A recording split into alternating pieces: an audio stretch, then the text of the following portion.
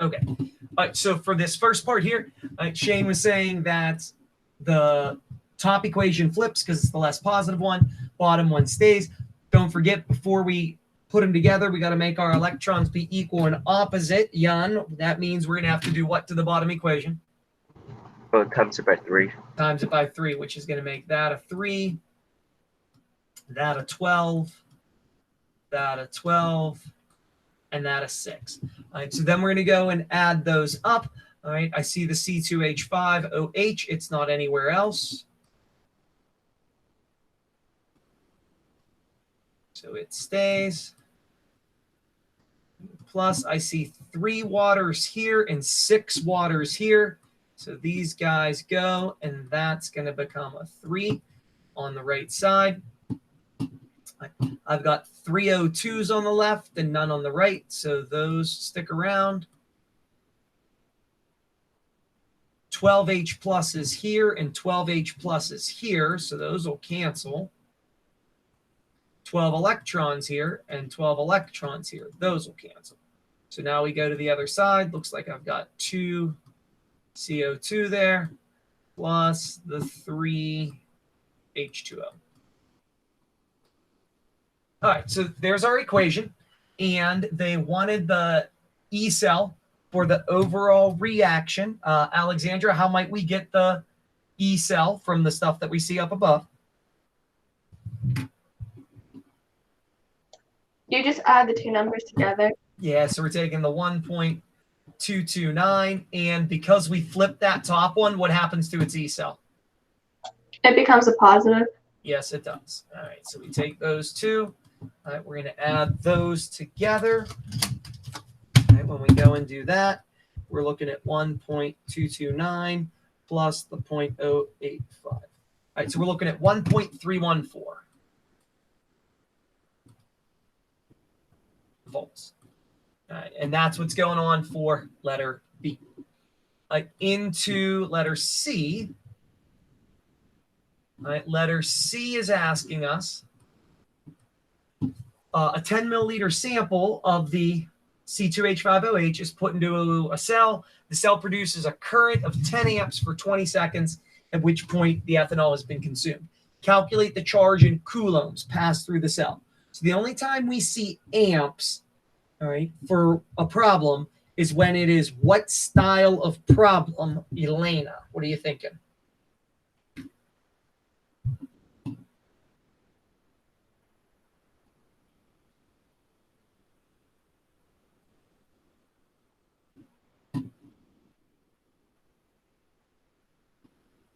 I do not know. All right. How about Carmen? Do you remember when we see amps, when we use amps and how? I do not.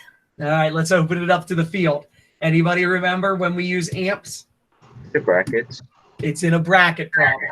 All right, so this is a bracket problem. We're going to start with the time, which is 20 seconds. And the amps allows us to convert time into coulombs because an amp is a coulomb per second. So if we've got 0.10 amps, we've got 0.10 coulombs per second. All right, so that's a bracket problem. All right, so timesing by 0.1 just swings your decimal 1 to the left. So your 20 simply becomes 2.0. All right, so we got 2.0 coulombs that pass through the cell. And now they want the initial molarity of the C2H5OH. So if I want molarity of that guy, I need to know 2 things. All right. Angèle, what 2 things do you need to know to get something's molarity? The volume and the amount of moles. Good. So we would need moles of the ethanol, and I would need liters of the solution. All right. Angèle, either of those jumping out to you that you know them right now?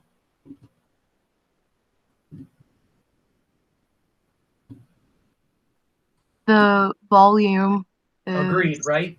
It's 10 milliliters, but what do you have to do to that to plug it in? Divide by 1,000. Good, right? We got to convert that into liters. So we make that 0.010 liters. All right, so now we got to find a way to get the moles of ethanol. And as I look up here, all it seems to know that's not the volume of the ethanol, right, is this stuff about charge and coulombs. So somehow I got to get coulombs into moles of ethanol. All right, so this continues a bracket problem. I have to do coulombs to moles of electrons. Right? And there's a link for those. Right? That's called a Faraday. A mole of electrons is 96,485 coulombs. Now that you're into moles of electrons, we can get into the ethanol, right? And it doesn't matter if you use a half reaction, right, or you use the total. It'll work out the same. Your ratio of electrons to ethanol, which is the C2H5OH. Camille, do you know what that ratio is? So there's 1 ethanol and 12 electrons. Yes, there are. All right, so we're going to take our 2.0 divided by the 96,485 divided by 12. All right, we're going to get a small number there. That number is 1.7 times 10 to the negative.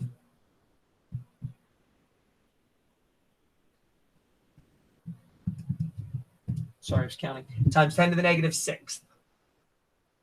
All right, plug that in here.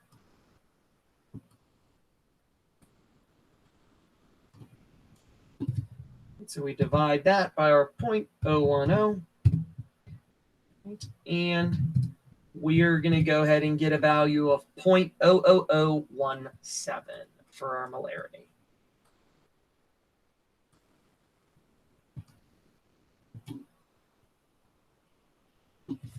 Questions on that one?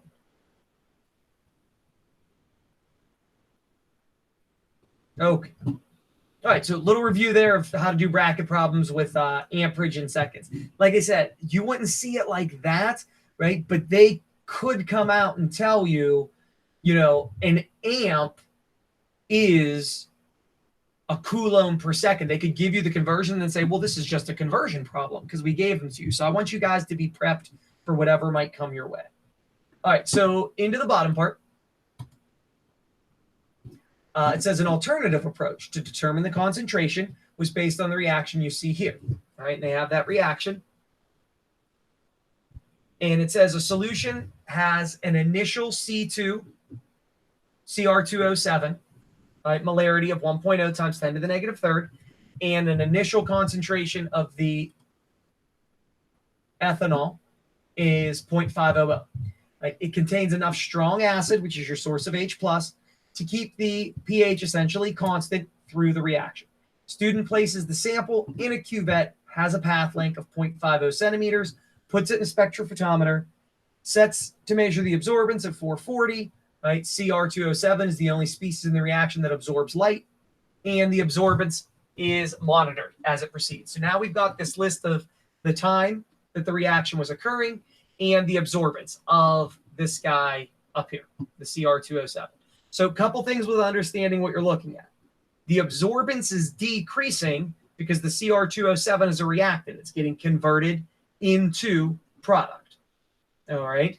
And we're seeing times links to absorbance. And don't forget, absorbance is measuring how much light makes it through your cuvette. Right. So the bigger that absorbance number, the higher the molarity, the lower the absorbance, the lower the molarity.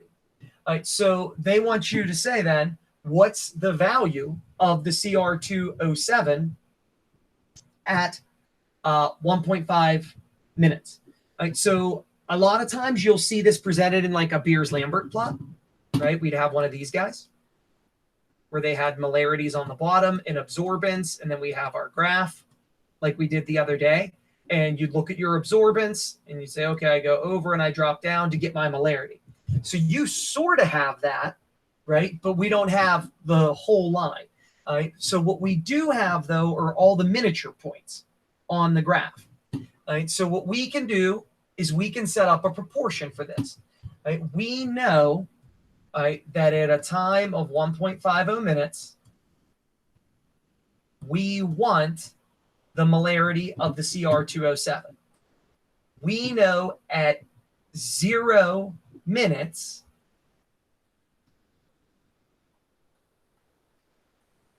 the molarity was what they listed up here, 1.0 times 10 to the negative third.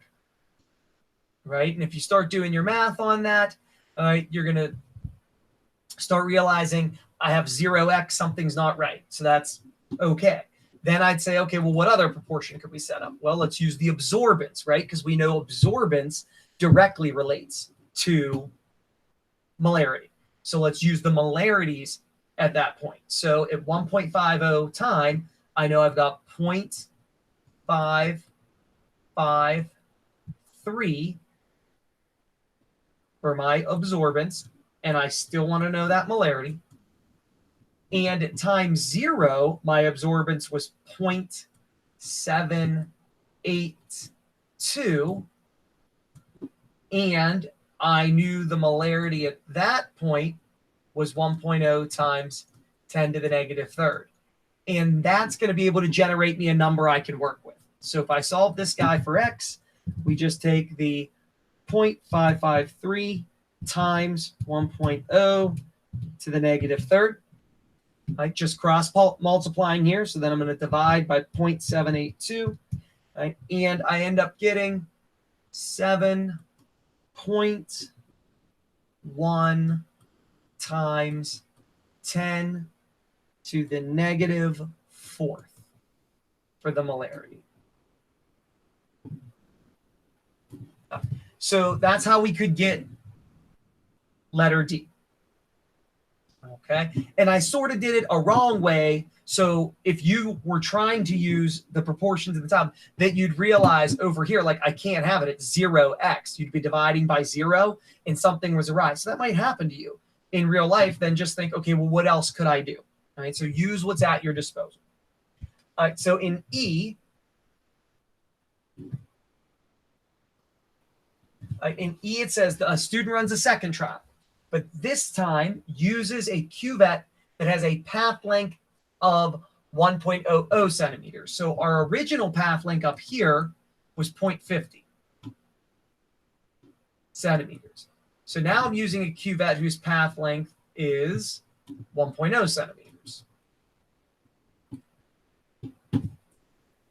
All right. And it says, describe how the experimental setup should be adjusted to keep the absorbance the same. So what happened was I just put twice as much sample in here by doubling the path length, which means there's twice as much stuff to block the light.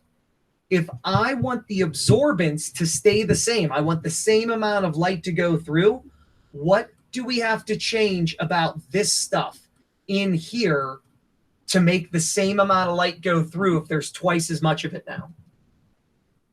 And that's for anybody because this is kind of open-ended. Less concentration. Less concentration. Be more specific. So if you double the size, what do you have to do to the concentration? Lower it. By a factor of? Half. Exactly. Right? So if we want the absorbance to stay the same, I need to cut the molarity in half because now there's twice as much there to block. So we have to make it half as potent. All right. So you would want to say for that, all right, molarity would have to be decreased by 1/2 so that the same amount of light could pass through the cuvette.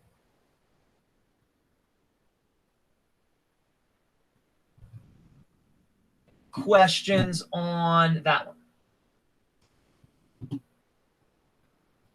All right, last but not least, letter F. All right, so F says, for the concentrations of the reactants in the experiment, here's a rate of the reaction. The rate equals the observed K, Cr2OW to the Y, and then that the observed K is K, C2H5ON to the first. They want to know, explain how you know the reaction is first order with respect to K. All right. So when you don't know what you're doing, do what you know. All right. Ethan, when I say that something is first order to you, what types of stuff starts popping into your head? The graphs. The graphs, Like, right? So yeah. tell me what graph is first order if you remember. Is that ln of A? It is. So this would be the ln of Cr2O7 versus time. Right? That would have to be linear. All right. That's a first order thing. Is the data presented seemingly able to support us using that argument? Yeah. How would you do it? The amount of time on the bottom and then the concentration of Cr2O7, and then you take the ln of it. Where are you going to get those values? From the table. So close, careful. Those aren't concentrations. Oh, those are absorbance. Those are absorbances. Yeah. All right. So they're directly related. Yeah. Right? You could, so you might be able to do that.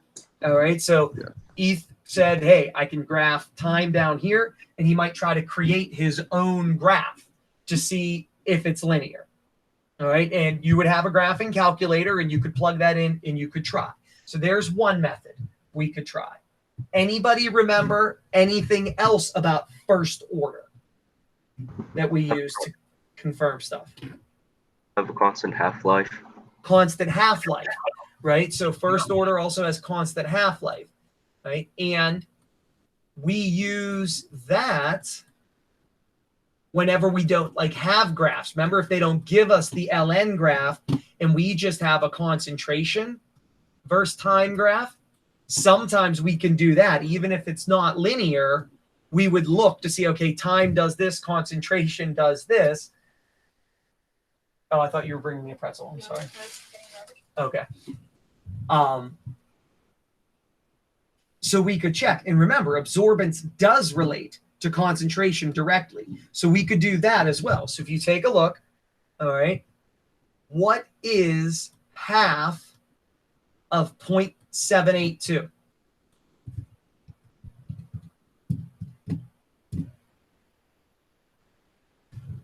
Anybody have a calc? Anybody run that? What's that? Oh, 0.391. Super. Okay. So half of 0.782 is 0.391. Right? How long did it take me to cut our sample in half? About 3 minutes. Took 3 minutes, right?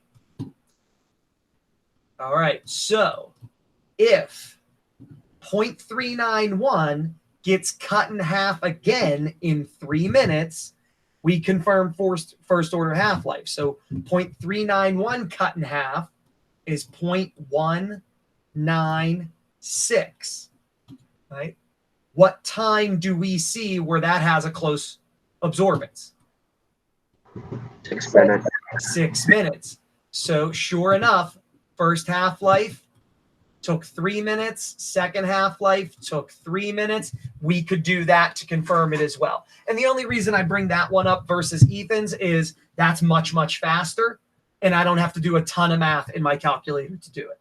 So I'll always just explain it with the most efficient answer. So for F, you guys want to say the sample cuts in half in 3 minutes. And again, it's 6 minutes, confirming a constant half-life. And you would be good to go there. Questions on number one?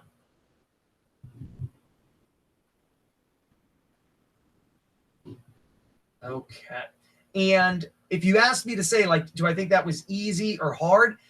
Kind of both. I thought the first part of this through here, pretty easy, right? You guys were doing those, no problem. Once we got into here, it was a little tougher just because it wasn't a normal presentation. They were describing an experiment to you and all of that. So if you were, not quite as confident in this second part, I totally get that, but you're going to get better and better the more of these we go through. So just keep the faith as we go through these. All right, on to some short free response. Okay, here's number 4. All right, so we have a table up there. All right, it's got boiling points, it's got dipole moments, it's got polarizability, all right, of 3 substances, HCl, HBr, HI. All right, question A. All right, says, based on the data in the table, what type of intermolecular forces among the molecules, HCl, HBr, HI, is able to account for the trend in boiling points? All right, so this is one of those questions, and this is kind of a popular idea, like physical properties linked to intermolecular forces. All right, so what we need to do is look at our boiling points and then decide which of the IFs is attributing to what we see. All right, so Mia, talk to me about IFs that you think these guys have. So would the HCl have London dispersion? It would. And would it have dipole too? It would. All right, so Mia says HCl's got dipole.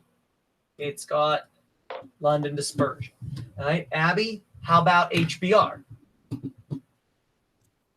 It has London dispersion and dipole. And dipole. Again, because it's a polar molecule, it's got the dipole. They're not the same element. And everything has London dispersion. And it doesn't have hydrogen bonding because this isn't an N, an O, or an F. All right, so Carmen, how about the last one? What's HI have?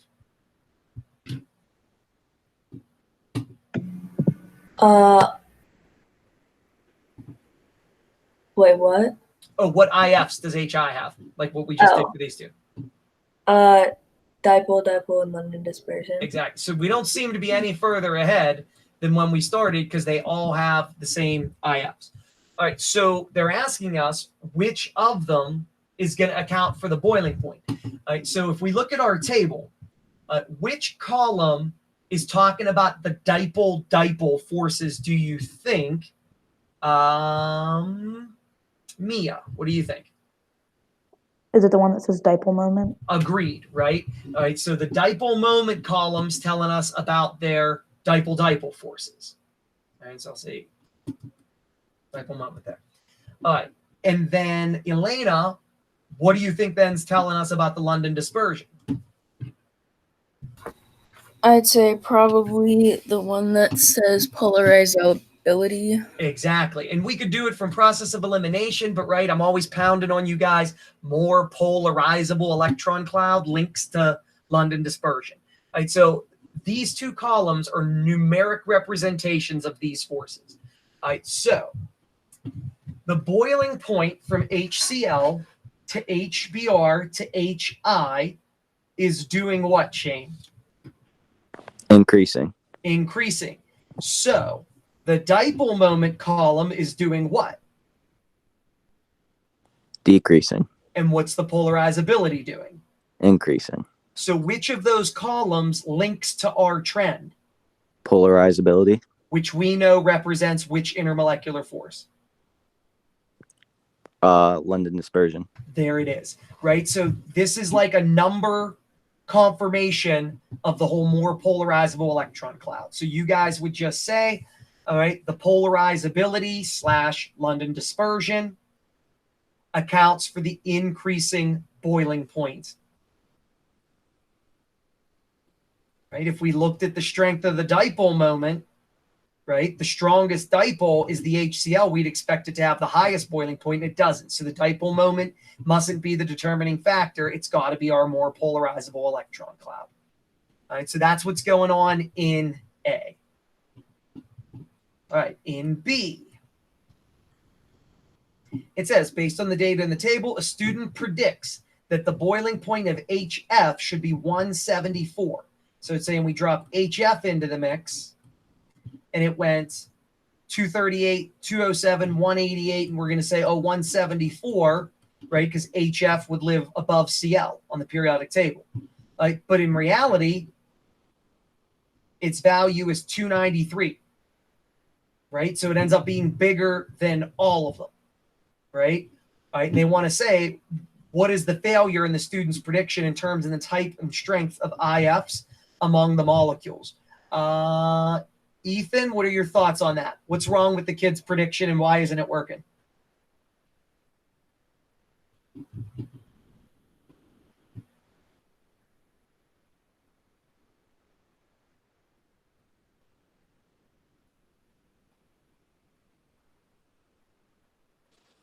Give me a second. Yeah, take your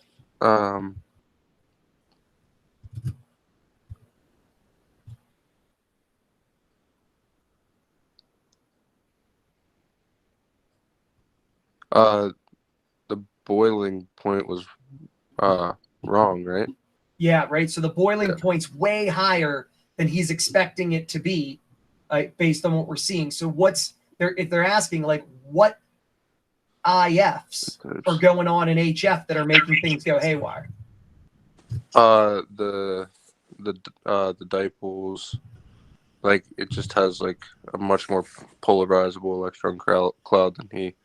It wouldn't, right? It would be less. You're missing a big one. Do your analysis. What's HF going to have for our forces? It had London dispersion. Good. And then dipole. Oh, it had a hydrogen bonding. There it is, Yeah. right?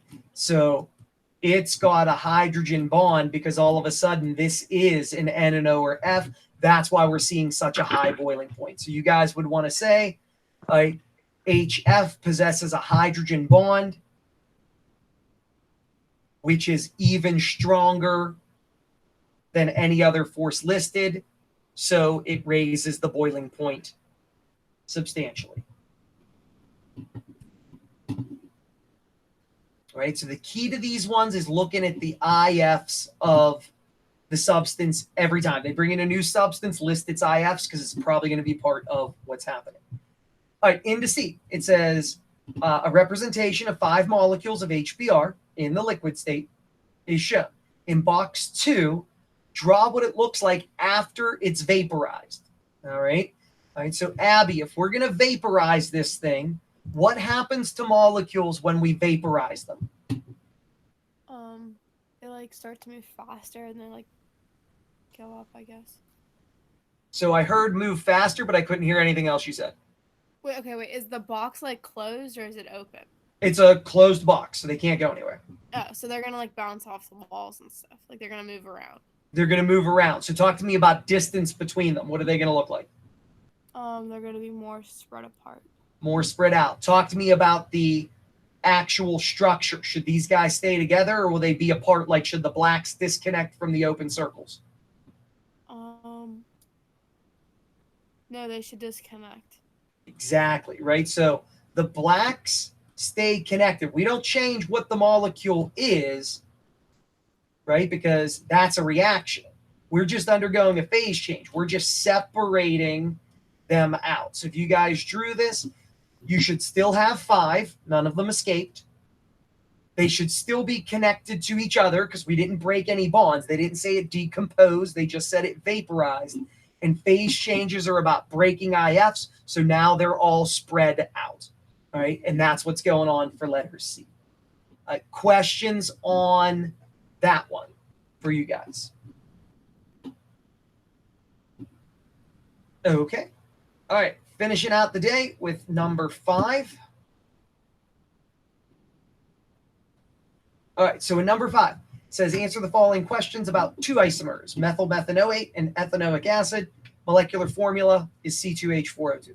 First thing they want us to do is complete the electron dot diagram of the methanoate in the box below, and then show all the valence electrons.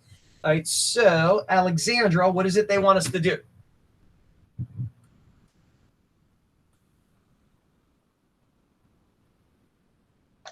They want us to put the bonds between the letters. Exactly, right? They want us to show like they're connected and they want all the dots, right, to finish the Lewis structure. So start simple. What kind of connections do I make for all of my stuff to start?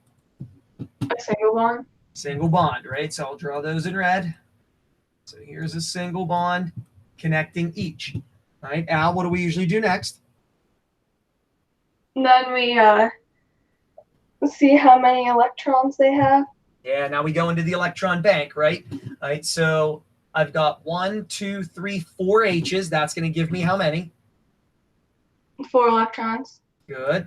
I've got 1, 2 oxygens. That's going to give me. 4. Careful. How many does an oxygen give you individually? 2. No. O gives you 6 from the periodic table. It's 6. Yeah, so we're like getting the bank. Yeah, so the O gets you 6, so there's 12. How many does carbon give you from the table? It gives you 5. One less. 4. 4. Yeah, and that's what I mean. And on your guys' periodic table, I would like write that stuff at the top, like 4, like the dots and that. All right, so we got 8 more there. All right, so we have 24 electrons working within the bank. All right, Angel, take over from there. How many did we burn up making single bonds? 1, 2, 3, 4, 5, 6, 7 single bonds. 14. Good, leaving us with how many?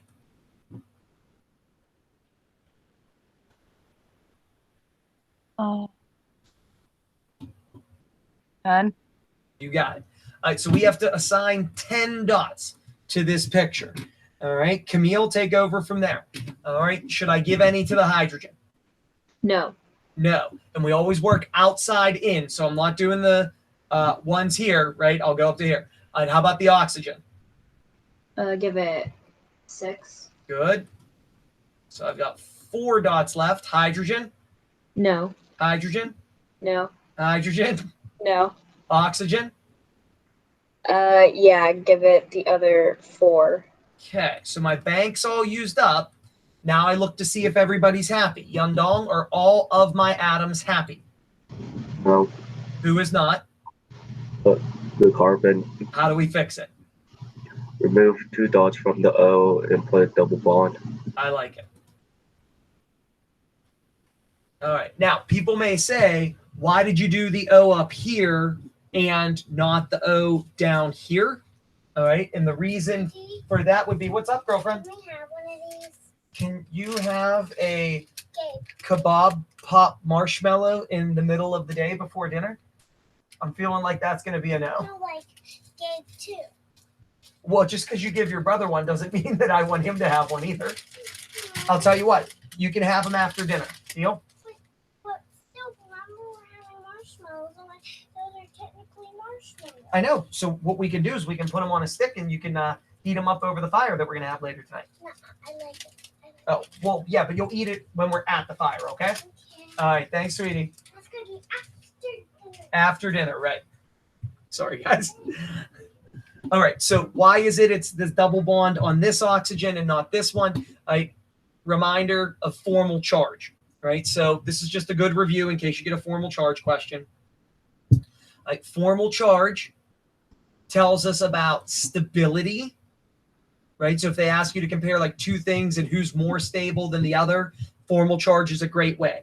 Right? So to get the formal charges, right, it's always how many the periodic table says they should have minus what the picture says they have.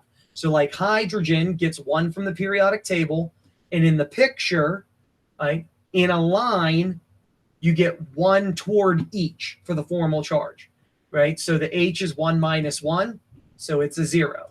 And notice all our H's are going to be 0 because they're all 1 minus 1. If we did this carbon here, right, it's going to be 4 from the periodic table, just like what we do to get its bank number. And then in the picture is a 1, 2, 3, 4, 4 minus 4, it's 0. And if we did the oxygen, right, periodic table gives us 6, right? The picture gives us 1, 2, 3, 4, because dots count exclusively as 1 each. 1, 2, 3, 4, 5, 6, because of the lines. That's 6 minus 6, it's 0. Right? Carbon here, 4 minus 4 is 0. And then the O, 1, 2, 3, 4, double bond, 5, 6. It's 6 minus 6, it's 0. And remember, the picture that has all zeros is the best. If we had to put that double bond down here in the chain, right, it would have been like this with a single bond up here to the oxygen, to the hydrogen. All of a sudden, this O is 6 minus 7. It's a minus 1. And this O is 6 minus 5. Sorry. 1, 2, 3. This guy doesn't get the second pair of electrons in that picture. Right. So he'd be good there. Then this guy would be 6 minus 1, 2, 3, 4, 5. He's plus 1. And that's no good. Positive charge on a really electronegative oxygen is no good. All right. So I have seen that presentation as well, where they'll have you draw both of them, which are legit structures, and they'll say who's more stable. And you got to say this one is more stable because it minimizes formal charge. So all zeros is the best. And then more zeros than the other is best. And then putting the negative formal charge on the more electronegative atom is best. And if that stuff isn't fresh in your mind, that is in chapter 9, 8, 9. We did that as one big chapter. But hopefully that little refresher on formal charge is enough for you guys to be okay with that. So that's why it's the double bond on the O going up here. That's the best because it gives us zeros for formal charges going across. All right, any questions on that? Sorry, I did like a little sidebar to review formal charge, but are we understanding how the picture came to be? Yes. Okay. Yeah. Yeah. Good talk. Good talk. Okay. Yeah, Absolutely.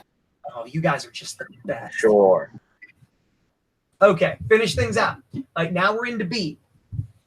It says the student puts 0.020 moles of methylmethanoate in a previously evacuated 1 liter vessel at 450, and the pressure is 0.74. When the experiment is repeated using 0.020 moles of ethanoic acid instead of methylmethanoate, the pressure is lower than 0.74. The lower pressure for ethanoic acid is because of the following reversible reaction. All right, so remember, your signature for organic acids, right, is a certain letter combination. Anybody remember the letter combination for organic acids? Is it COH?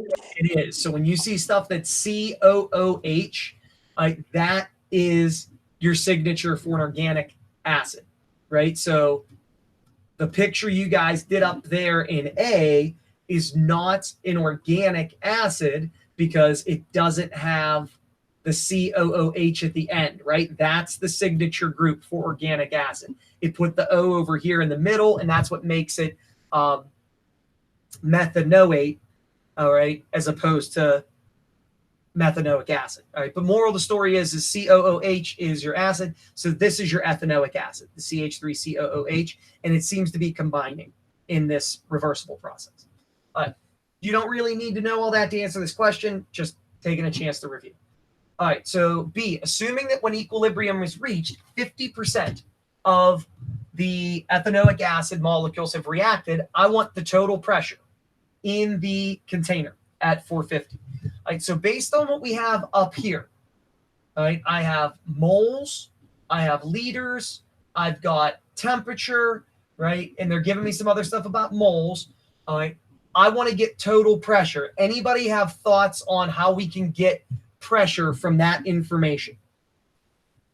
PV equals nRT. PV equals nRT. All right, so we want to do PV equals nRT. We want to solve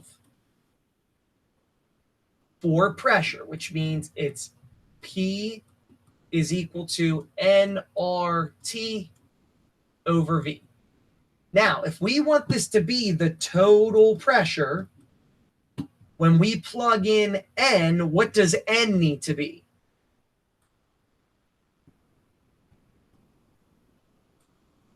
The total moles, because there's actually two ways you could do this.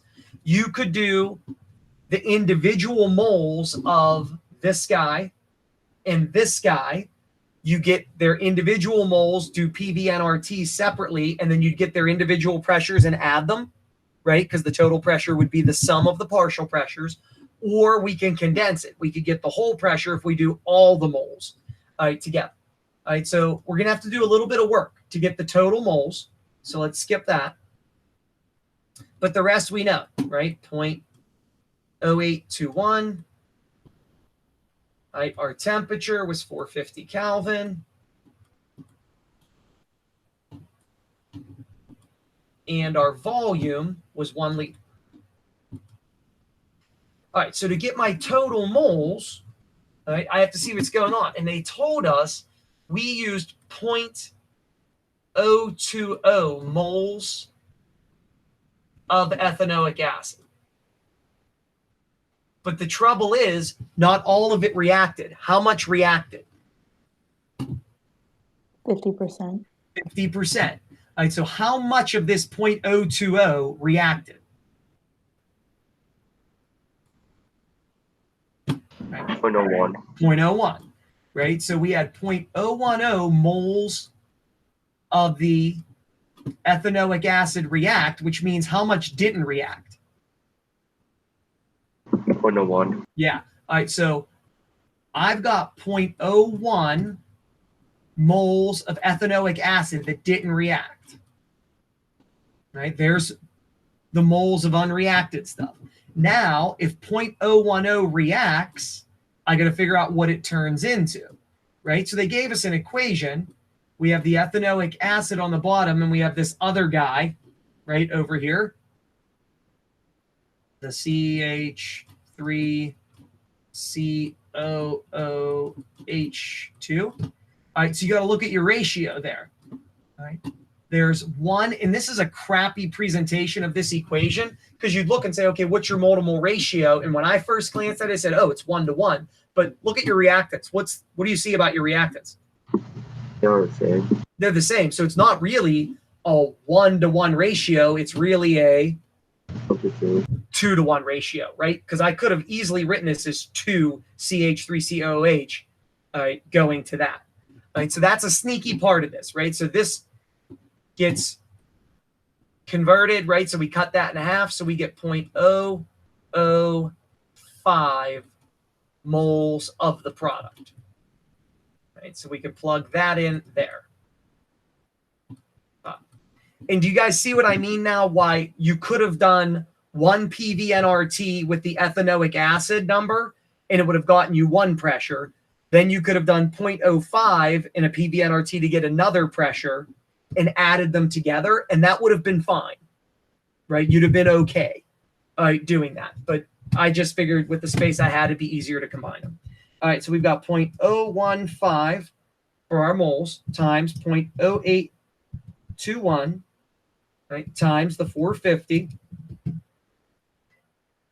divided by the 1, and it looks like we've got 0.554 ATM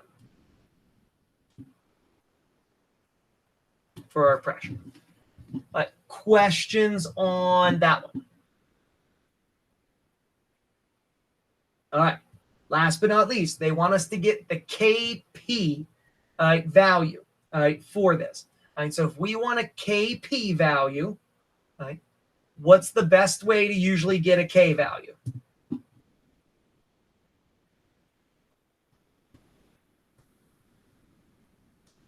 How do we usually get K values? Product over reactant. Products over reactants. I like that. All right. So Yun's saying we've got the product, and I'm just not going to write that guy out. Right. The product is going to be squared over the reactants. I'm sorry, the product isn't squared. It's just the first. Over the reactants, and those guys are squared. Okay. All right, so what would we need to know to plug in for those values right there? The individual pressures. The individual pressures, right? And you guys can get those. There's a variety of ways that we could get those. Here you have total pressure, right? So if I know the total pressure, I can figure out like what fraction of the pressure is from each, right? So take a look. Our total moles is 0.015, right?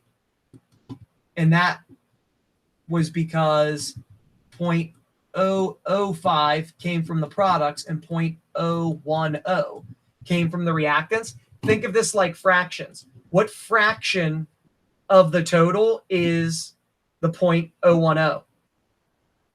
2/3. And what fraction is the 0.005? 1/3. Good. which means 2/3 of the total pressure is going to be because of the 0.010 substance, and 1/3 is going to be because of the 0.005 substance. So we could take our 0.554 times 2/3, and that value is 0.369. And then we could take the 0.554 times the 1/3, and that's 0.185. And here's what I mean. You would have had those numbers already, right? You'd have had this and this if you did these PV-NRT problems separate. All right, so there wasn't one presentation. But the moral of the story is once you get those pressures, you can plug it in, right? The product was the 0.185. The reactant is 0.369, but we have to square that. All right, so 0.185 divided by 0.369 squared. You're going to get 1.4 for your KP.